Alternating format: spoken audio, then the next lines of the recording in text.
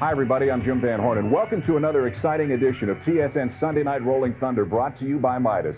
We've got a great lineup of races for you tonight, and we kick it off first on the grid with the Enduro Series. 3 classes of showroom stock cars, including Ferraris and Porsches, competing fender to fender around the temporary road course in downtown Toronto. Then at 8:30, get set for single-seat open-wheel action from the Indy Light Series. Canadians David Empringham, Claude Bourbonnais, and Bertrand Godin take on an international field in round 9 from the streets of Toronto. So stay tuned for another exciting night of racing here on TSN. It is Sunday Night Rolling Thunder, and it's coming up next on Canada's leader in motorsport coverage.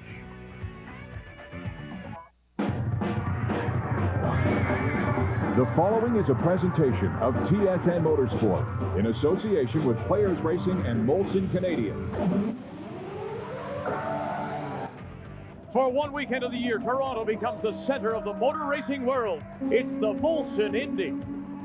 Record crowds have come for the Indy cars, but they'll also stay in their seats for this one. Enduro Series racing on TSN.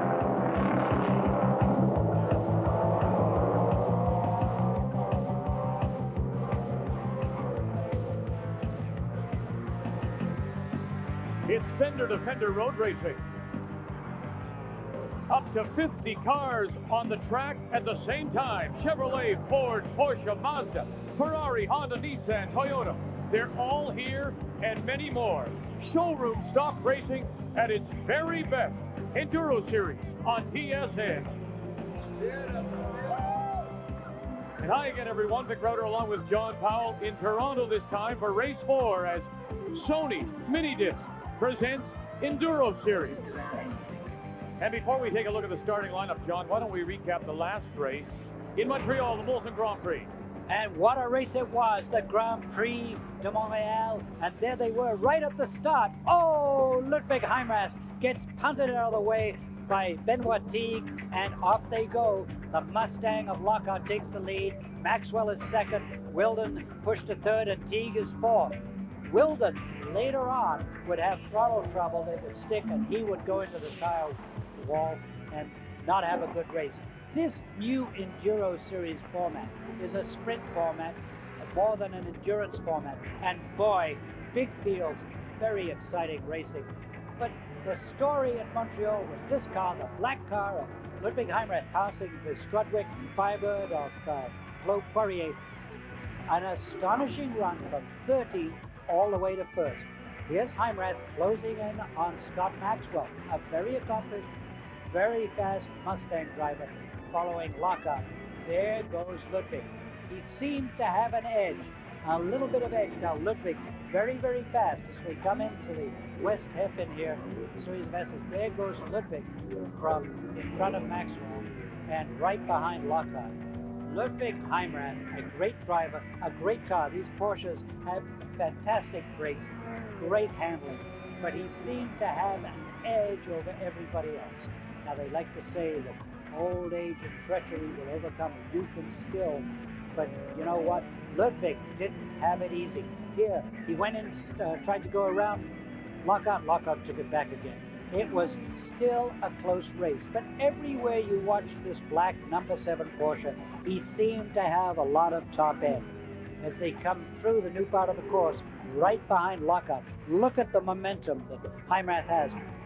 Pulls out, whoa, right beside Lockhart, and he's gone.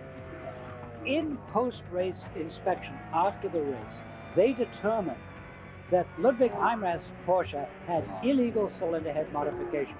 I'm not sure what they were, Vic, but I suspect that they had opened up the ports in the cylinder head, undercut the valves, perhaps raised the compression. All this would give that Porsche more power, particularly on the top end. And as he's shown here, hounding Benoit Teague, he seemed to match up the distance awfully quick. Look at the brilliant pass here. Right inside, and he's gone. Ludwig had some momentum here. Momentum is power. You gotta drive it. I mean, take nothing away from Ludwig Heimrath. He drove his heart out. He had a great race, but that Porsche had an edge, and the technical inspectors determined that that edge was not correct.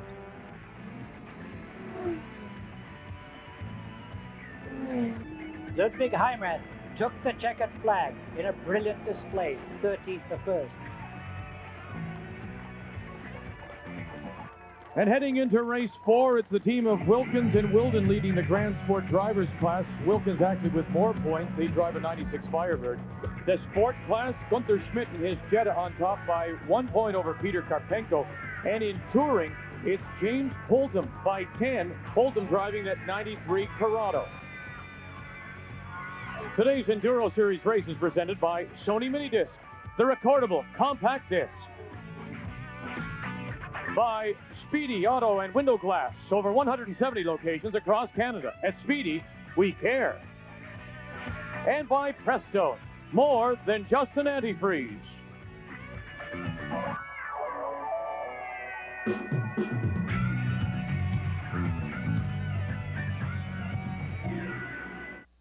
Welcome back to Toronto as Sony Mini Disc presents Enduro Series on TSN.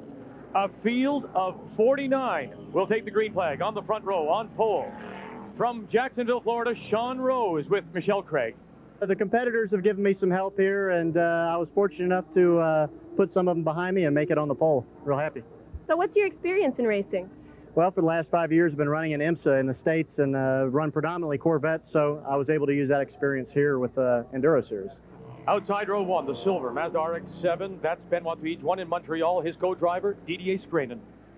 He called me a couple of days ago and asked me if I can drive his car for 20 minutes at the end of the race because it's a split race this weekend. And I said, why not? For sure. I'm just going to have 15 minutes of practice on the car, but my job is mainly to bring back the car in one piece with decent times and trying to keep the car in the same position that he will let me when it's going to be my time to drive. Inside row 2. It's the Camaro of Rolf van Engelbrecken and Peter Cohen. Hopefully we won't get caught up with anybody because here with the walls and street circuit, of course, it's very tough to pass, so you have to get out in front right away. Outside row 2 in the orange, white, blue Porsche, Stefan Veilleux and Peter Overing. Do you think with so many cars on the track there will be a lot of accidents, especially at the start? Yeah, this thing is possible because with the 50 car on the grid, so you have to make careful to the first corner and to make sure to make the first lap and finish the race. That's the thing. As we look at rows 3 and 4, inside row 3 in that Ford Mustang Cobra, Peter Lockhart, who used to drive a BMW. The higher output versions of Camaros, Firebirds, and Mustangs made us feel that we would not be competitive with the BMW any longer. So in a search for a new car, we elected to go with the Mustang Cobra SVT, which is a new car to the series this year. It's built by the Multimatic people who have built cars for Scott Maxwell in the past, and they're a highly successful engineering firm. Inside row 5 in the number 94 Grand Sport Firebird. That features Catherine Teasdale, one of Canada's most experienced and successful female racers. The Boyer brothers in their number 6 Camaro are outside row 7. Ludwig Heimrath, the disqualified winner of Montreal, starts outside row 10. Top sports class, Hébert and Montmagny in their number 89 Eagle Talon SI. Scott Maxwell is back in row 12. He was in Sears Point also this weekend. Row 13, Rob Thorndike. The number 15 Trans Am usually does better than this. Row 15 and 16 highlighted by Gunther Schmidt. Inside row 16, he's the points leader in sport class. Row 17 and 18 feature the top touring class car, the Gwydlin brothers, Ron and David in their VW Corrado. Row 19 has Paolo Dalcin, one of Canada's top 1,600 drivers in sedans now. Row 21 has Jim Kenzie, the automotive writer for the Toronto Star Wheels section. And on through the final car in this field of 49, all alone in row 25, the Camaro of Ricky Calderon and Chris McEwen. The pace car lights are off. We've got lots of Sony handycams on board today with Rail's pole sitter for one. Benoit Teach, his Mazda alongside front row. The number 88 Stefan Veilleux Porsche 911 on the outside of the second row. Along with number 5 Peter Lockhart's Mustang Cobra. We have a rear-facing camera on Ludwig Heimrath's 968. Remember, he won in Montreal, was disqualified. The roof cam is on Richard Spanar's number 32. Number 97, Jason Lee, starting 16th in a Camaro from inside. The number 67, co-driven by David Thorndike, and Major General Lou Mackenzie starts 24th. The sports class Volkswagen of Gunther Schmidt, starting in 31st. We talked about the Toronto Wheels section driver Jim Kenzie in Jeff Lorman's Hyundai Elantra, 42nd on the grid. And Tony McGrath will start the number 19 Nissan NX 2000 in 43rd. So the leaders are getting ready to take the green flag. A 45-minute timed race. Mandatory driver change must take place in the middle. We're watching now and waiting for the green flag. 49 cars at the Molson Indy Toronto, and here they come down the start-finish line and head into turn 1 at the Prince's Gate. It's a Lakeshore Drive traffic jam, and oh, there goes Von Engelbrecht and locks up and pushes the Porsche to the outside, takes the position away. Boy, Stefan Bayeux did very well. He was forced to the outside, now through turn 1, through 2, and they'll hit the Lakeshore Straight, the fastest part of the Molson Indy circuit for the very first time. You talk about rush hour, we've got it here in this Enduro series as the leaders come by. Sean Rowe followed by Den Watch. Oh, bumper coming off that Tim Horton Camaro. Richard Spinards, they go into turn 3 for the very first time, and they're locking them up again. We had 4 movements there as they came down Lakeshore Drive. There was the Camaro, Wilden, Von Engelbrecht, and dropped 3 positions just in one corner. Now that bumper coming off must have really upset things. But we're back behind the wheel. Sean Rowe leads in the LT1 Corvette. Backside of this circuit in Toronto is now we ride along with Benoit Tige, the winner in Montreal, and trying to close up under braking as they come through what will be the new section of this track. John, remember that sweeper, one of the fastest in all of racing, number 11, that's gone. So now it's really a series. Oh, we have the number 42 of Jeff Pabst in the Porsche 968. He kisses the wall, and here they come down the start-finish line again. We're on board with Richard Spinard. That Sony Handycam gives us a great shot as Spinard gobbles up the difference and closes on Lockhart through corner 1. Look at that, trying to fit 3 through turn 1, and they won't. And there's that bumper. The bumper actually comes off the number 2 96 Camaro with Robin Buck and Paul Duckworth. And so you can tell why it's missing. Yeah. Buck has made it up from 12th to the 5th place in just half a lap. And a yellow has come up. We had, of course, Pabst's car hitting the wall. We have tires being cleared up, other bits of debris by the marshals who do a wonderful job. The number 42 of Jeff Pabst and David Lacey in their Grand Sport 92 Porsche 968. The leader continues to be the pole sitter. And that, of course, is the number 9 of Sean Rowe, the Real car, the 92 Corvette, out of Jacksonville, Florida. Now, Buck has dropped behind Wilden's car, the red Firebird, so that's moved up a spot. Lots of excitement in the first lap here as we see the Corvette, the Mazda, and the Mustang, and then all those Camaros. Now, here's the start as they come into one, and look at them lock it up. As Stefan Bayeux is forced to go to the outside, and they do go 3 wide. And Buck picked up about 5 positions right through corner 1. Now we're looking for this bumper. At first we thought it was Spinard, but no, it comes off the number 2 of Robin Buck and Paul Duckworth, the Camaro. And luckily that doesn't do more damage as it finds a spot on the outside and cars blocking it up. There you see one of the Ferraris, and look at the tire. That probably comes off the tire wall and goes up and over the Ferrari. That's why they're so aerodynamic. And we're on board with David Thorndike's car as they go down into the corner, looking from his point of view. There goes the Pabst Porsche cut across, but he got bumped. That's it. He couldn't make that line. It was an inside pass, ran out of road, being into the wall. Thorndike's laughing, and Pabst is out of the race. So we're under yellow here, very early in this 45-minute timed event at the Molson Indy Enduro Series racing on TSN. Welcome back to Toronto as Sony Minidisc presents Enduro Series on TSN. We're still under yellow, still early, as the crews try to get the number 42 of Jeff Pabst off the wall. While we have a moment, here's Michelle Craig.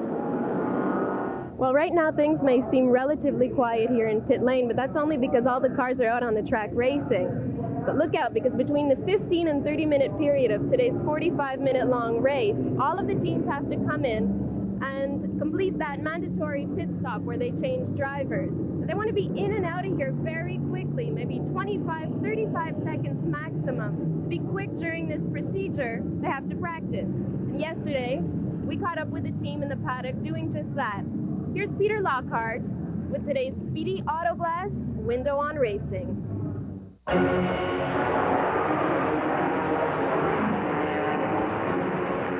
Here we are at the Molson Indy. We're ready to do a pit stop. As I come down the pit lane, I loosen off my belts, one after the other, and undo my belt. Here we go. Go. I get my belts off. Rolf undoes the radio and the net. I'm out of the car. Rolf is in. Randy, our crew member, assists Rolf, getting his belts on, plugging his radio in. Here you go. A lot of belts to put on, 5-point harness. In goes the radio. Rolf is all set. He's tightening down his belts now. Randy puts the net back in. The door gets closed and we're done. Unlike our 40-minute sprint races where there are no driver changes, a precision pit stop well done can really affect the outcome of this race. And having the best car and having the best drivers is all part of it, but doing the pit stop right is definitely going to make the difference today. Interesting to note, John, they did that stop for us in 27 seconds. Afterwards, they got it down to 17, so their practice has paid off. What have you noticed about the lap charts? Well, we're under yellow, but look at the big changes. Buck moved all the way up from 12th to as high as 4th, lost his bumper. He's currently in his pace lap. He's running in 5th. Bayeux has dropped all the way to 10th. He's in the 911. You can see it there just in the middle of your screen. So lots of changes here in that first lap. And strategy, oh, so important when you consider there are 49 cars on the track. You know, if you're somebody like Robin Buck, Paul Duckworth, you start 12th, you're up to 4th, right now you're 5th. So what is the strategy for somebody like Paul Duckworth? With so many cars out there, do you think it's going to be a rough start? For Toronto, we're really thinking about a survival strategy. Robin Buck's going to be starting in the number 2 car, and our basic strategy is just going to be Robin's going to try and keep his nose clean, make sure if there's any big accidents that we're not in them, and then I'm going to jump in the car and finish up. Well, the strategy was nice, but it didn't happen. One guy who has stayed constant, Claude Furry in the number 94 car, started 9th, he's still 9th. So keeping his nose clean. And let's remember as well, yellow flags in a 45-minute timed event do not help you because all that timing is lost, the racing is lost, and if you're in the back of the field, you lose time to catch up. They continue to clean up the car of Pabst. It's all about staying out of trouble on such a tight circuit. Our main goal right here is to simply finish the race. If we get into a situation with a yellow flag, something we want to try to avoid, so the first 5 laps, our main goal is survival. At that point in time, what's going to happen, Robin will be starting in Paul's car, and he'll just jump out of his car at the 15-minute mark and essentially jump right back into mine and then finish the race. With our driver combination, we hope for quite a good success, and mainly finishing is the goal. You know, they finally have Pabst's car on the record. This is something I don't understand. Why don't they use the hooks in North America like they do in F1? Well, it'd be very, very difficult to put a chain underneath the roof of a car without doing serious damage on a sedan. It's not like a roll cage. And I don't think we'd want that. But it just takes an awful lot of time to get the car off the track. And again, in a 45-minute race, so much time spent under yellow. As you look at the pace car out, and the leader continues to be the pole sitter, Sean Rowe out of Florida, with Benoit Tige right behind in his Mazda RX-7. The pace car has the 1 lap, so the pace car is going to be coming in as we look from the pole sitter's viewpoint, getting ready, and you're going to drop back a little bit, as you can see from this car. As soon as the lights go out, looking at Teague, as soon as the lights on the pace car go out, you'll see Sean Rowe dropping back a little bit and then taking a run. And if Teague wants to be on turbo boost, so he's going to follow him to keep up. My guess is Lockhart's the guy that's going to have better throttle response than Teague.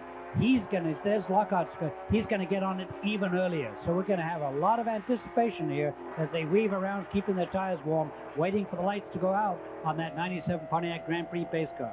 Now we're with Ludwig Heimrath as we look back from his car. Heimrath, of course, the winner in Montreal, but disqualified, currently running in 10th place. The lights are out. They'll come now through this new turn 11. It's much more of a left-hander. It isn't that sweeper that it used to be. Here they come through 10. Now this is the 11th turn. Remember how fast it used to be? Now it's a little bit more demanding. It's more of a left-hand turn. They're coming down. We're waiting for the green flag. And here we are. We're back in racing, and it will be Sean Rowe. And look at the jump, and look at how well Benoit Tige looks to the inside line, gets the squeeze, and Rowe manages to hold on. Tries and doesn't succeed, but look at the Firebirds and Camaros behind, all trying to jockey for position and get past Lockhart. Oh, we've got Paul Sharp, the number 81, 92 Swift GT. Paul Sharp, along with Joseph Indavina in touring class, and he's out. And hopefully no yellow. And Wilden's car has dropped right back. Something's happened there. Now he's dropped about 7 positions, 8 positions. I'm still looking. Wow, he's down to 14th. Something went on. You saw the number 7. That was the Porsche of Ludwig Heimrath squeezed to the inside as they went around turn 3 and up the hill and back into what is exhibition place here in Toronto. And Spanard putting on an awful lot of pressure on that Mustang of Peter Lockhart. Benoit Tige, Lockhart, followed by Spanard. Interesting. Corvette, Mazda, Mustang, Camaro, all the manufacturers represented. Down the backside now as we see, look at Rick Vine, that number 44 inside of Stéphane Veilleux. He just smokes him. There's something wrong with Veilleux. Another in-car shot. There goes Heimrath inside car number 5. Von Engelbrecken is passed. As they come through, one more lap in the books as they cross the stripe. Corvette leading and pulled out a bit of a margin. Sean Rowe, a bit of a margin over Teague. And there we go. Mustang guarding the inside. There goes Spanard on the outside. Braking, turning in. Wow, Spanard and Lockhart, 2 antagonists going hard at it. Well, 2 veterans, of course, of Canadian racing from their days in the... Oh, to the inside! That's the black Camaro of Ed Fukushima from Thunder Bay. He had the corner Vic, he gave it up. As he rubbed fenders with number 15, that was Nick Holmes, he backed off the throttle. That's the difference between Spanard as he goes on the outside of Mustang, driven by Lockhart. You know Spanard will never back off. As Spanard continues to pressure Lockhart, and we look down the full field rundown, Sean Rowe is currently leading. That's in the Grand Sport. Hebert Amalmany in Sport Class, and the Guidolin brothers in Touring. Look at Spanard catch up with that Mustang every time they come in the corners. The first pit stop, Jim Kenzie in Touring, the number 86-96 Elantra. Of course, Kenzie, the automotive writer for the Toronto Star Wheels section, and he'll hand off for Jeff Lorriman. And as we saw earlier with Peter Lockhart, one of the crew inside to help. The driver helped, the crew helped buckle them up, get it all hooked up. And now the Elantra is back. Benoit Tige tries to get by Sean Rowe on the backside of the track. Now look at that. They're so closely matched, Vic. The move was unsuccessful, but he's backed off, and Sean Rowe has a little bit of breathing space. And of course, Teague is now going to be caught up by Lockhart, who's got his own problems. He's got King Richard Spanard right up his tailpipe. Richard Spanard, who of course runs the Players Limited Canadian Development Drivers School, tries the outside, and we have a car off. That's the number 70 in Sports Class. The 300ZX of Ian Phillips and Charlie Downs. Let's look inside and see what happened there. They got, a big hit into the tire walls. As we ride along with Gunther Schmidt, this all happening in front of Schmidt's Volkswagen Jetta. Great job avoiding all that. The little bump, and that was on that back side, turn 6, as they make the turn, the right-hander, down to the S's that brings them back to the front straight. Spanard with a good run on Lockhart, and he's pinching him into the wall. That's it. And Lockhart practically stopped. Oh, come on. At the end of the Lakeshore Straight, turn 3, absolutely ground him into the wall to take over third spot. That's life in the fast lane there. Lockhart Watch his foot of it. Look at this. This is a classic pinch job. Now, I gave him a little bit of a shot. These are old adversaries. Lockhart saying, no. Come on. So, but Spanard had it. You know, Lockhart, to be fair, should have just punted him into oblivion. He was too much of a gentleman. And it's Teague dropping back a little bit from the Corvette, and there goes Spanard. A little squirrely. Now, pay attention here. I think Sean Rowe is double pumping his brakes. He may be running loose on brakes, and I think Spanard's running awful loose. Teague looks pretty good. And you can see now that the faster cars, the number 36 of Gord Cullen is into the tire walls in that Volkswagen. He'll get it sorted out. But the faster Grand Sport cars are quickly on some of the slower touring and sports class cars. Now, this is a great example of a three-point turn. Spanard is closing up. Now we look at the end of the Lakeshore Straight, and we watch now for Gord Cullen. Gord, turn right, Gord. Turn right, Gord. And thank goodness for tire walls. Gord Cullen. I think he ran out of brakes. He was protecting the inside. I think he ran out of brakes. Now he's lost his spoiler. And now we have a dead Mustang on the track. And there goes Spanard inside T. And now the Camaro is second. Lockhart drops to third. That was Sylvain Champoux in his 96 Mustang Cobra. I tell you what, Spanard, whatever you say about this guy, he's on the march. Now and there he goes. Spanard, look at beautiful play. Absolutely. Uses the one car for a pick. As Thies goes to the outside, he goes inside, and he's in second. You better hope there wasn't a yellow out for that. As they drive it, it's still the Camaro, with now a handy lead on the others. Back to the Camaro, and the Toyota MR2 of Di Francesco is just in between. And look at the move around the slower car, uses the back marker, and all the leaders go through. Wonderful move by Richard Spanard. Your leader continues to be Sean Rowe. Here comes the Camaro of Richard Spanard. And Teague wants it back. You see he's coming back up, trying to gain on the Camaro. The Camaro's a little bit heavier, even though Teague has 150 extra pounds as a takeoff from Montreal. Let's watch Lockhart as he chases. Now listen Teague. to the engine. Is there something about this engine that we can hear? Or that just happens to be the audio out of the car? Well, either that or the Mustang has a misfire. But all I could hear was that rotary Mazda pulling away. And that's who we are with right now. Benoit Thies in third spot, trying to close up on the bumper of Richard Spanard. But Spanard is running his tires right on the edge, and he's worked really hard. The question is, can he conserve, bring those tires back, and still maintain grip while, he's got a slower car in front of him that's going to hold him up, while T has got a much better combination here. And remember, you talked about the weight of Benoit Thies' car. In Montreal, there was some concern about the horsepower to weight ratio. For this race in Toronto, he's added 125 pounds. The number 62 is in. This is David Guidolin coming in, replacing his brother Ron Guidolin in their touring 1990 Corrado. Now, Vic, I want to tell you, we're seeing these driver changes. They're getting it done fast. But it's not just the time it takes to change. It's the time that it takes to come off the track, and here comes Spanard in.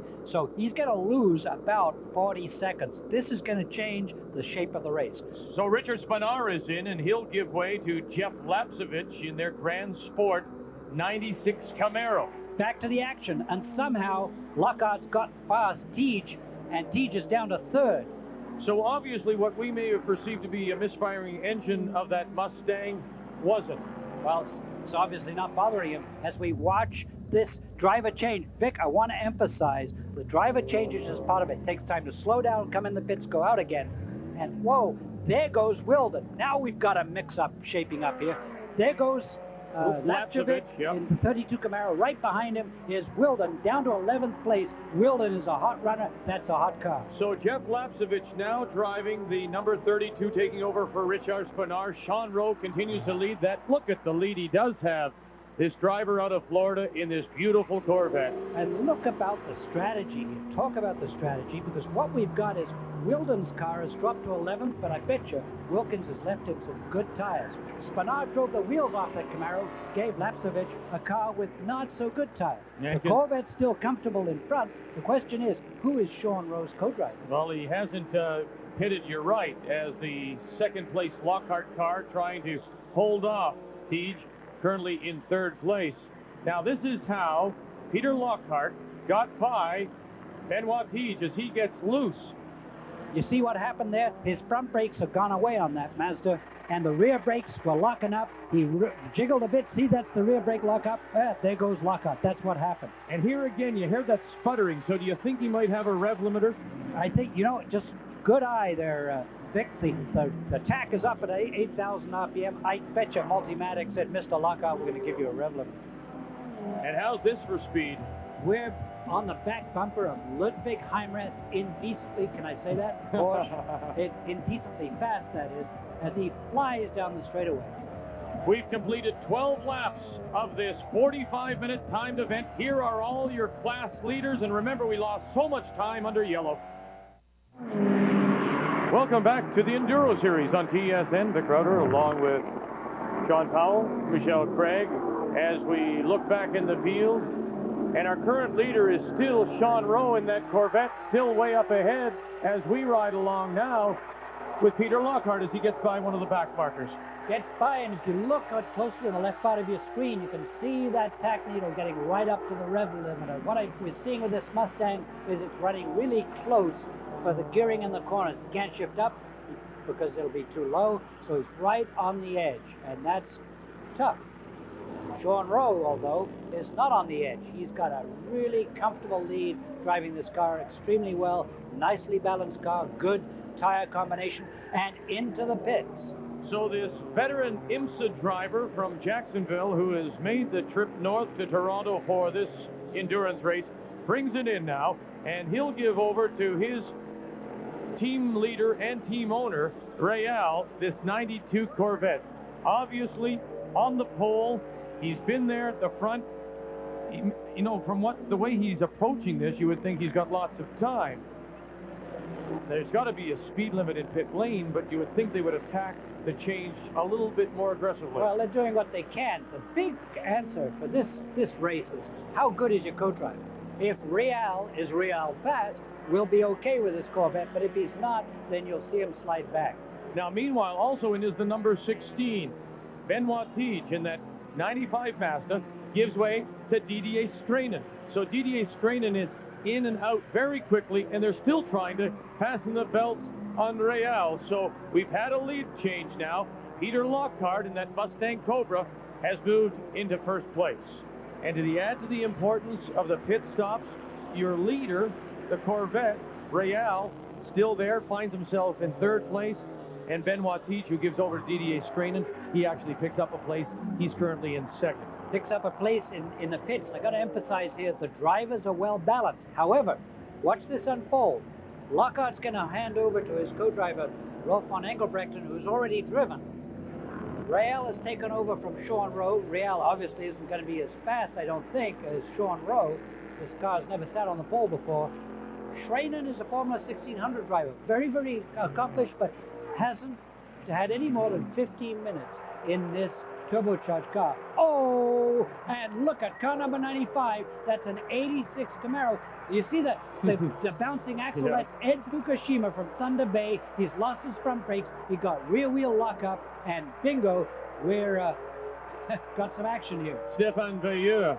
We watched that from his in-car. Now we look back from Ludwig Heimrath as he gets by the number 95 of Ed Fukushima from Thunder Bay, Ontario. It's very, very fast down the straightaway, but you know, the penalties that have been given, look at that. These Camaros really close up, even on a Porsche, into the braking. There goes Veilleux and Lee in the 97 car. These old Camaros really hanging in, prepared by Phil Strudwick Motorsports. They may be old cars, but Phil tells me they're still fast. Is it the horsepower that keeps them competitive? They're so darn robust. They can bounce off walls. I mean, you saw Ed. He gets axle hop. He bounces around, goes wide, gets back in, and he's still fighting. These are great cars for people, but there's a great car, this 911 Porsche, but Bayeux can't seem to make it do anything. He's steadily gone backwards in this race. And speaking of backwards, I think that's Nick Holmes in the wall. They bounced together with Ed Fukushima earlier in this race. Now Nick is in the wall here. Hopefully they'll get it going. This is the race. There, we just saw Wilden following Lapservik. Those two guys, keep your eye on them, Camaro and Firebird. Down the front straight, past the brand new World Trade Center being constructed at Exhibition Place, as now Peter Lockhart comes in, and he will hand it off to Rolf van Engelbrecken. Engelbrecken will get into his car, his second car of the day. Remember, he started in the number 5, the Camaro, then handed off to Peter Cohen, and now he gets in and takes over for Peter Lockhart driving a Mustang. And it's a number of drivers are doing that, driving two cars. Once I'm behind the wheel, I really want to treat it as if that's the car I want to bring to the front, regardless of which car. I'll be starting with Peter Cohen in the number 5 Camaro and finishing with Peter Lockhart, my normal teammate, in the number 25 Mustang. It'll be interesting. We're actually starting directly ahead of the Mustang, and I'll be taking the green. So I'll just have to go and watch my mirrors. And we watch the action here. There goes Ludwig Heimrath inside a Camaro, and enough room to go. There's Bayeux in the 911. I gotta wonder what is really going on here. There he is. There's Nick Holmes. All kinds of problems. We saw him earlier against the wall. Now he got it fired up, and now he's into the tires. So a bad day for Nick Holmes. And here's another car in trouble. The hand up there. They use that. They put the hand up when they're slowing down and off the pace. And this Holmes is leaving his car. I don't know what happened there. But once you're in the tire wall, it's time to get out. Well, we're going to see a replay. He's lost his brakes.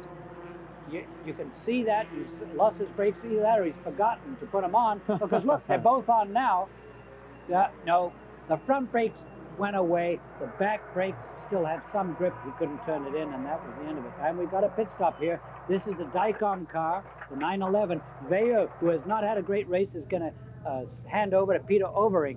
You talked about the pit stops and the importance of doing a good change. We saw Teague gain positions when Schraden went out, and Sean Rowe and the rail combination, they dropped position. These guys are not rushing. Now this car's problem. On fire. Exactly. Now he's saying, I'm coming into pit lane. That's one thing. I'm also saying, call the fire department. The number 13, Gary Brown, in that 91 NX 2000. So he did the right thing. I'm coming into pit lane. That's the signal. But also, hey, get the extinguisher ready, fellas. I got a problem. I want to caution everybody. It's probably an oil fire. If it was a gas fire, boy, the thing would probably explode. It's probably an oil fire, and it looks like it'll go out. And with all the shuffling, this is the Grand Sport leader in the Mazda RX-7 DDA Schranen. And we have a 4-car battle for the lead, because behind him is Wilden. Then there's Van Engelbrechten in the Mustang, and there goes Lapsevich in the Camaro. And now Peter Overing makes his way back onto the track in that Dicom Porsche, having taken over from Stefan Bayeux. So the point we got to make with these pit stops is, first of all, they take a long time, so you want to cut the time back. Secondly, you've got to have a good matched driver combination, like Wilden and Wilkins, like Schranen and Teague. Then finally, how good a car did you get back? Did Ricky Spanard give Lapsevich a good car? Were the tires okay? Does Van Engelbrechten have anything left in that Mustang after Lockhart is finished with it? That's going to decide the outcome of this race.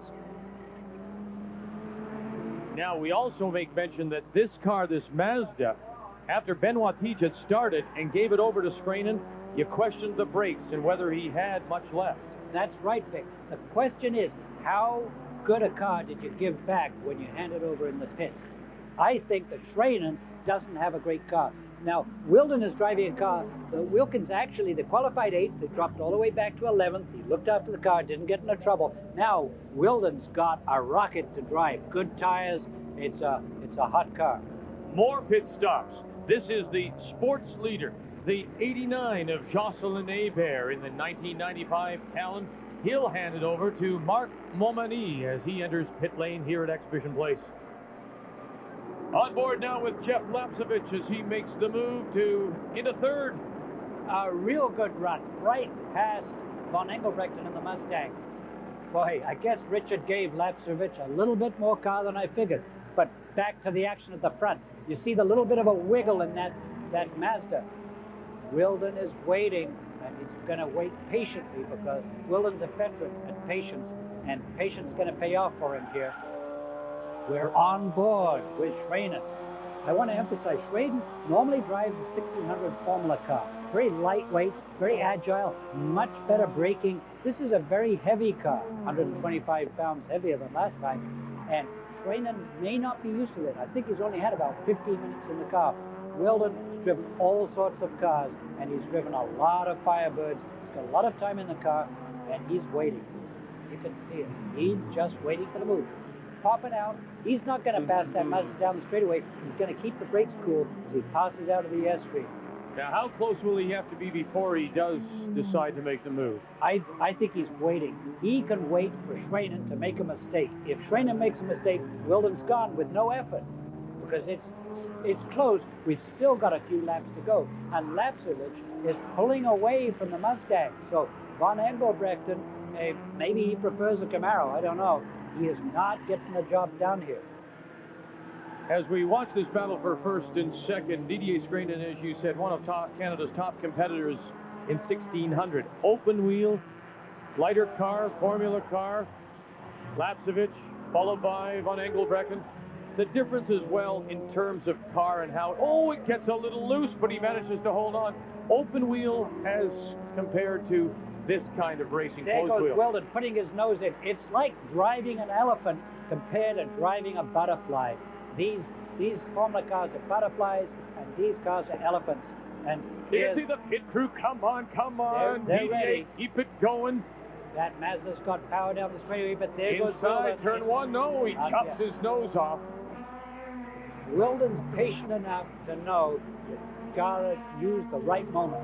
He's giving him all sorts of pressure. He's right behind him. Now there's the back markers he might be able to use. Tries to squeeze him. Schraden bumped him, but Wilden's hanging in there. And there's Di Francesco in the middle in the MR2. Oh, perfect. He's going to take it. Wilden's inside. There's a sandwich there. Oh, they hit. Schraden got run over by the Mr. 2 there, the Toyota. Yep. And now Wilden is goodbye, Charlie. He's got a breathing space because Schraden's still hung up there. The Mr. 2. Now here it is. The Mr. 2 Turbo. That's the car on the left. Little squeeze here. Di Francesco. And on the right, on the inside, there goes Wilden into first place. And now Schraden dives to the inside for turn 4, the left-hander, to get back second. But we've had a change for the lead. And, Kenny Wilden is smart because he used the traffic so well. And understand that in sport class, Di Francesco, he's having his own battle, and he's fighting for position. So, with all due respect for those bigger cars, excuse me, we're having our own race, and you better find your own way by. And it's Schraden who's had a costly problem here with trying to negotiate the traffic with not quite as much experience in this car, and Wilden, savvy veteran, is up front.